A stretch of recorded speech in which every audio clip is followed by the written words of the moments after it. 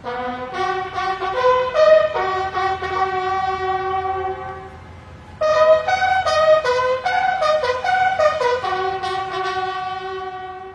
তৃতীয়বারের মতো প্রধানমন্ত্রী হিসেবে শপথ নেয়ার আগে রোববার সকালে ভারতের বীর শহীদদের প্রতি শ্রদ্ধা জানান বিজেপি নেতা নরেন্দ্র মোদী। ন্যাশনাল ওয়ার মেমোরিয়ালে সামরিক বাহিনীর চৌকসদলের পক্ষ থেকে দেয়া হয় গার্ড অফ অনারও।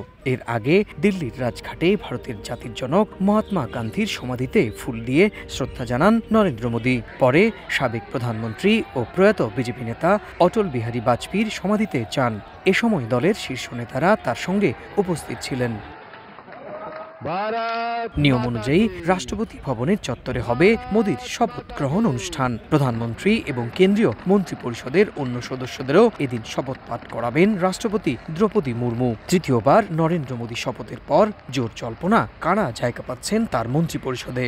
অনুষ্ঠানে বিশিষ্ট অতিথি হিসেবে ভারতের প্রতিবেশী ও ভারত উপমহাসাগরীয় অঞ্চলের 7 প্রধানকে আমন্ত্রণ জানিয়েছে নয়াদিল্লি। শপথ অনুষ্ঠানে বাংলাদেশের প্রধানমন্ত্রী শেখ হাসিনা সহ মালদ্বীপ, শ্রীলঙ্কা, সিচিলিস, মরিশাস, নেপাল এবং ভুটানের সরকার ও রাষ্ট্রপ্রধানরা উপস্থিত থাকবেন। পাশাপাশি একই দিন সন্ধ্যায় আমন্ত্রিত নেতারা ভারতের রাষ্ট্রপতি দ্রৌপদী মুর্মু আয়োজিত নৈশভোজেও যোগ দেবেন। নগদে 500 টাকা বা তার বেশি পেমেন্টে পেতে পারেন ঢাকায় জমিসহ 20 কোটি টাকার পুরস্কার। মোদীর শপথ অনুষ্ঠান ঘিরে নয়াদিল্লি জুড়ে নেওয়া হয়েছে নজিরবিহীন নিরাপত্তা।